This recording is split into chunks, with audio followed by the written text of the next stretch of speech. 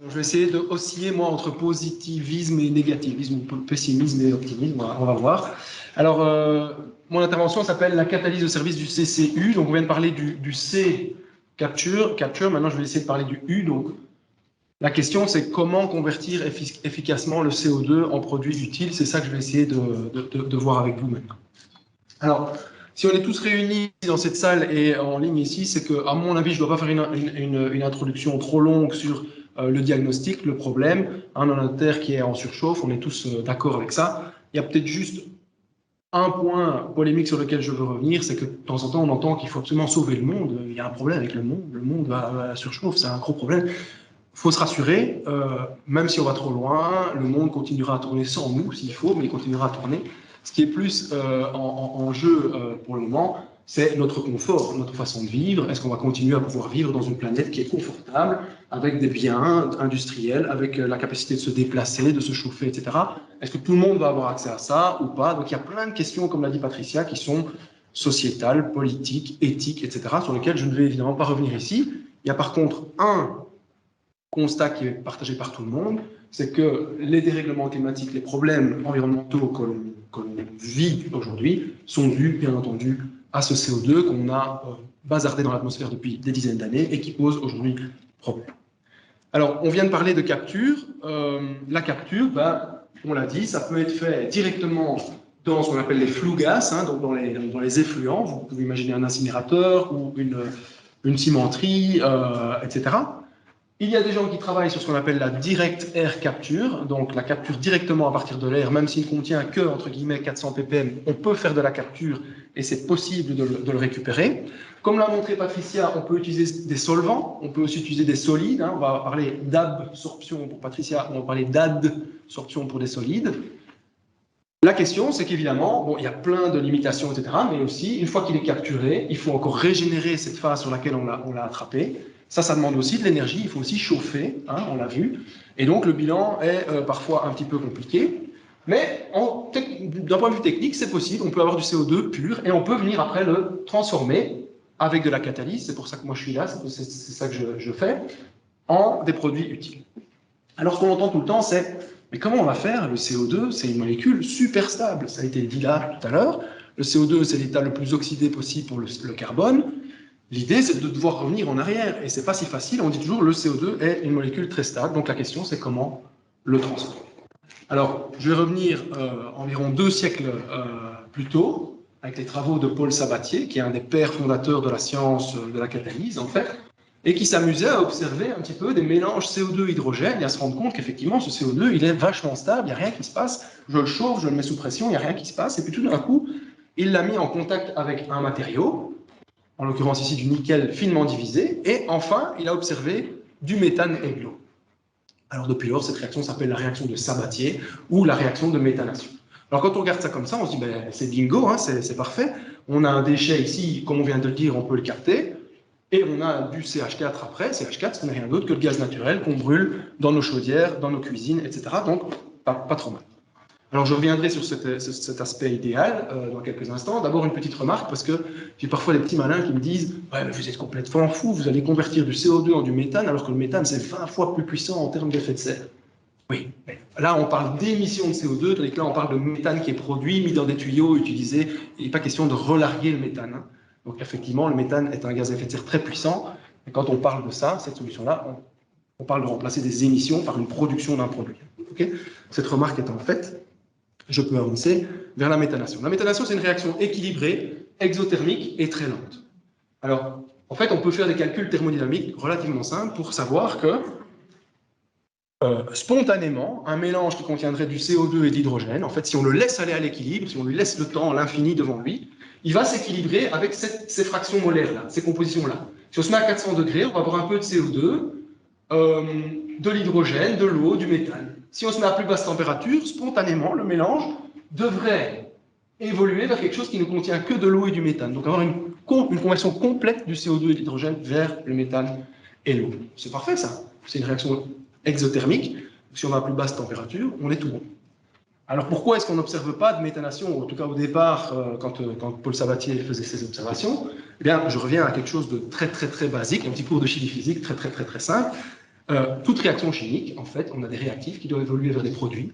Pour qu'ils aient une chance d'évoluer vers les produits, il faut qu'ils passent ce qu'on appelle ici une barrière d'activation. Si A et B entrent en collision avec pas assez d'énergie, ils vont se cogner contre cette barrière d'activation et vont rester ici. Et le problème, c'est que le CO2, effectivement, est une molécule très stable, et donc cette réaction de méthanation, elle a une barrière d'activation, donc la taille de cette montagne ici, qui est énorme. Et donc, en fait, si EA, la barrière d'activation, est grande ici, cette exponentielle va être minuscule, K va être minuscule, et donc le rate, la vitesse de réaction, va être négligeable. C'est pour ça qu'on n'observe jamais rien. Alors, coup de bol, ou pas coup de bol, hein, c'est de la science, c'est de la recherche. Sabatier, ce qu'il a fait, c'est qu'il a utilisé un catalyseur. Ce catalyseur, je passe les détails, il offre un chemin réactionnel différent qui facilite la mise en contact ou la mise en réaction des deux réactifs. Et on se retrouve avec un processus qui a une énergie d'activation beaucoup plus faible. Et donc, ceci qui est très petit, ceci qui devient très grand, ceci qui devient grand et ceci qui devient grand. Et donc, il observe cette fois-ci, dans des gammes de température raisonnables, de l'activité catalytique. Quand on développe des nouveaux catalyseurs, des meilleurs catalyseurs, ce qui se passe, c'est qu'on va retrouver des catalyseurs qui sont capables de le faire à des températures de plus en plus basses. On diminue encore l'énergie d'activation. Donc ça, c'est ce qu'on fait au laboratoire, en recherche en catalyse. On essaie de développer des catalyseurs qui sont très actifs à température modérée.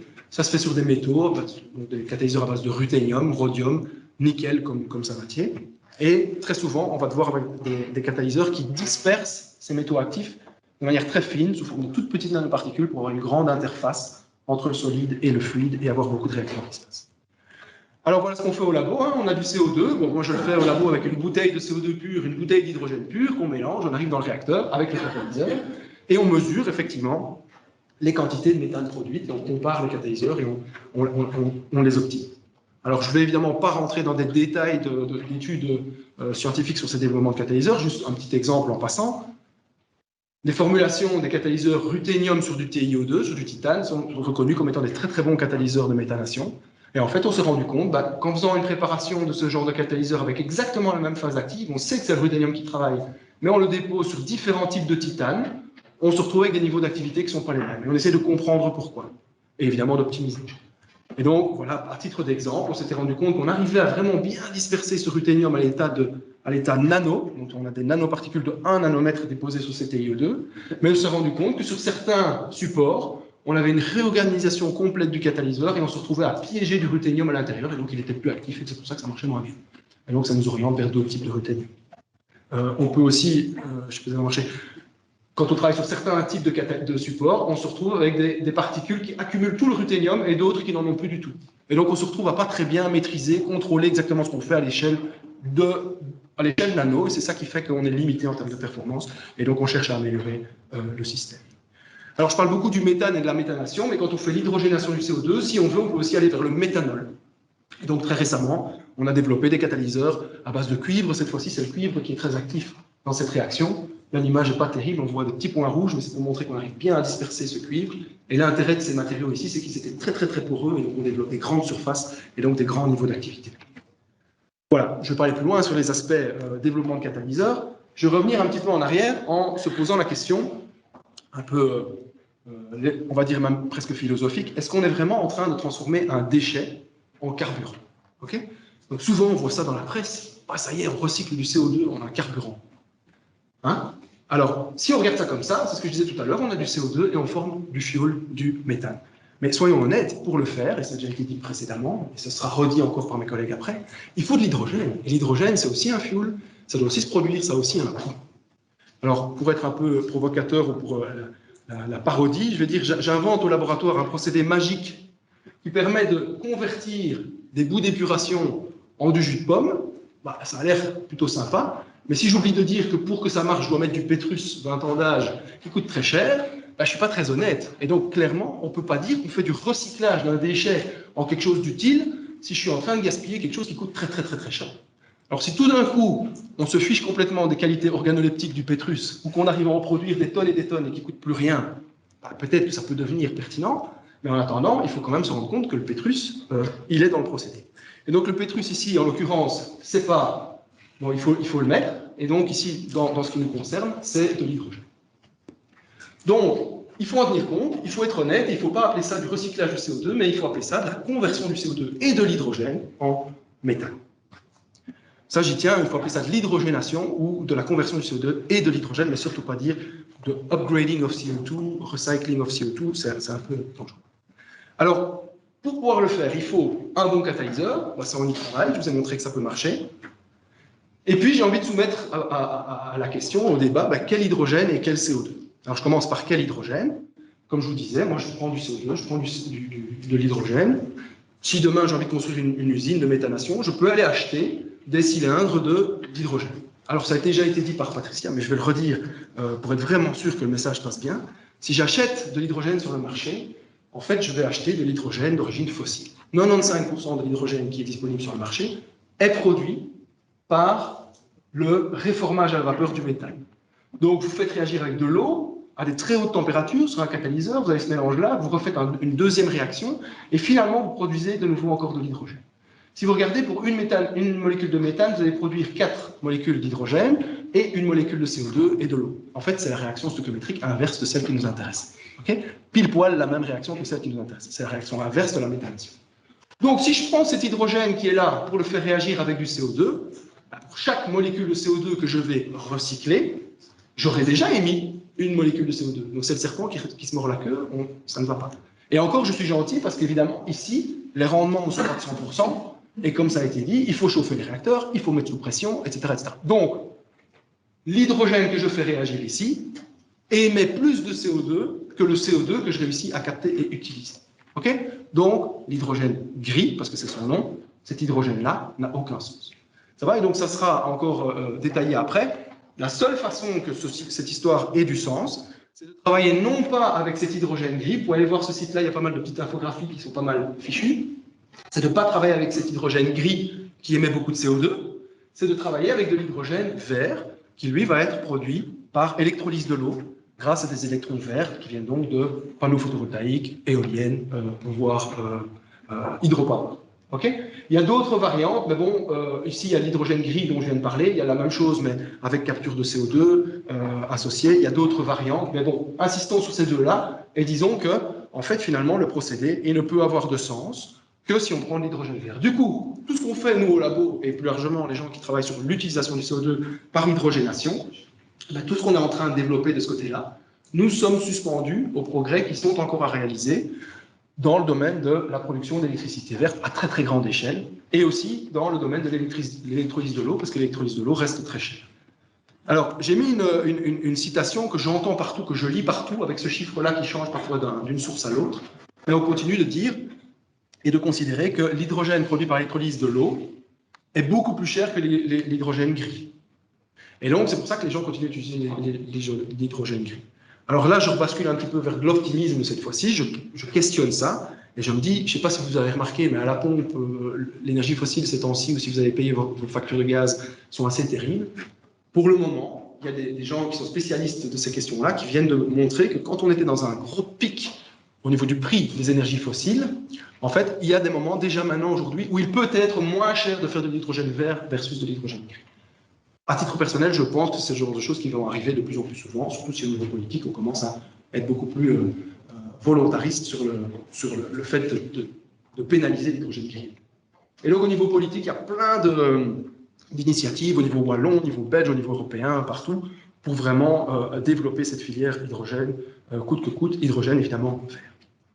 Donc, pour résumer, si on considère qu'on peut le faire, on a des énergies renouvelables, on fait des électrons verts, on fait de l'hydrogène vert, super, normalement il n'a pas d'émissions de CO2 associées. Comme ça a été dit par Célia juste avant, l'hydrogène a quand même ses petites limitations au niveau du stockage, au niveau du transport, etc. Ce n'est pas l'idéal. Et donc, dans ce scénario Power to Hydrogène, il n'est pas parfait. On envisage de se dire, on a quand même du CO2 qui est là, utilisons-le, allons vers le méthane. Et le méthane, lui, par contre, au niveau transport, c'est super facile. On le met dans les réseaux de distribution et on est content. Est-ce que ça se fait en pratique? Ben oui, en 2015, il y a une première usine, l'usine Audi à Werlt en Allemagne, où ils avaient une source de CO2 relativement propre à disposition. Ils avaient une éolienne qui tournait très bien et qui avait des pics de production dont ils ne savaient pas trop que faire. Et bien, ces pics de production d'électricité ont été utilisés pour alimenter une cellule d'électrolyse, produire de l'hydrogène, et cet hydrogène est réagi dans un réacteur rempli de nickel avec le CO2, et le méthane ainsi produit est envoyé dans le réseau. Je termine par le dernier point, quel CO2? Comme on l'a vu, ce CO2-là, on le capture, on doit régénérer, purifier, et comme ça a été discuté par Patricia et par moi aussi brièvement, il y a certaines limitations techniques et technologiques et économiques aussi. Le truc, c'est que moi, quand je développe des catalyseurs, je développe pour faire travailler sur du CO2 pur. Presque tout le monde travaille sur CO2 pur plus hydrogène. Une idée émergente, c'est d'essayer d'aller vers des procédés où on va être capable de traiter directement le CO2 là où il est émis.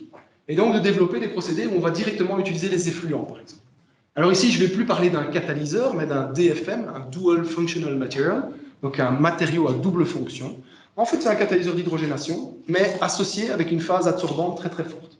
Qu'est-ce qu'on fait alors dans ce cas-là? On a un procédé, on peut imaginer un procédé en deux étapes. Une première étape où ces effluents contenant du CO2, typiquement 15%, sont envoyés sur le matériau, le CO2 est absorbé, et on relargue un effluent qui est libre de CO2.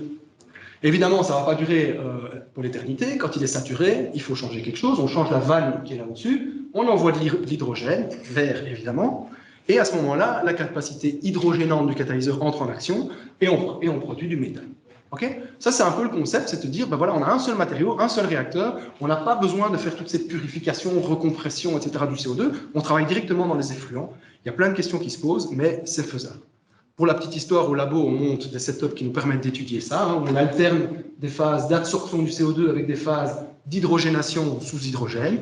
Et on peut voir, on peut quantifier. Par exemple, quand on envoie de l'hydrogène ici, on voit qu'il n'apparaît pas tout de suite. Quand on envoie du CO2 tout de suite, on voit qu'il n'apparaît pas tout de suite parce qu'il se fait capter par le matériau. Puis après, finalement, il apparaît. Puis l'hydrogène, même chose. On voit que le signal ne va pas là-bas tout en haut directement. C'est-à-dire qu'on utilise l'hydrogène pour faire quoi? Pour faire du méthane. Okay, et puis on peut s'amuser à voir si ce catalyseur ou ce matériau peut faire des cycles répétés beaucoup de fois. On voit qu'il y a une petite perte après le premier cycle. Après, c'est relativement stable. Il faudra peut-être encore améliorer ça. Il faudra faire ça sur des flux beaucoup plus complexes parce qu'en réalité, les flux industriels contiennent aussi de l'eau, de l'oxygène, des oxydes de soufre, des oxydes d'azote, enfin encore plein de choses, des poussières. Donc voilà, c'est pas encore prêt comme technologie. Et pour ceux que ça intéresse, c'est un slide sur lequel je vais passer très brièvement. Tiens, pourquoi il y a des animations? C'est le genre d'études qu'on fait au laboratoire, c'est des suivis spectroscopiques à la surface de ces matériaux, où on voit que dans la phase d'absorption, on voit bien des espèces de CO2 qui se sont absorbées sur la phase basique, ce sont des espèces carbonates. Ensuite, on flush, donc on purge sous hélium, et on voit que ces espèces restent bien là. Et puis, dès qu'on envoie l'hydrogène, on a ces espèces qui diminuent fortement, on voit l'apparition de bandes qui correspondent à des espèces de CO2 qui sont en interaction avec le ruthénium, et celles-ci finissent par disparaître aussi, donc ça veut dire qu'on fait vraiment bien l'hydrogénation, on produit bien du méthane, et on a un catalyseur qui est presque propre pour repartir pour un cycle suivant. Voilà un peu le genre d'études qu'on fait. Alors, je termine avec quelques petits take-home messages. Pour moi, il est possible d'hydrogéner le CO2 si on dispose d'un bon catalyseur. Je vous ai montré ça. Tous ces procédés d'hydrogénation dépendent de l'origine de l'hydrogène. Il faut regarder l'origine de cet hydrogène si on veut que ça ait un sens. Et je répète, si c'est de l'hydrogène qui vient du marché de l'hydrogène gris, ça n'a pas de sens. Le CO2 pur aussi a un coût. Et du coup, c'est pour ça qu'on se dit il pourrait être pertinent de regarder des procédés dans lesquels on combine la capture et l'hydrogénation. Ça pourrait être une solution. Voilà, là-dessus, je vous laisse avec ces petits éléments de réflexion.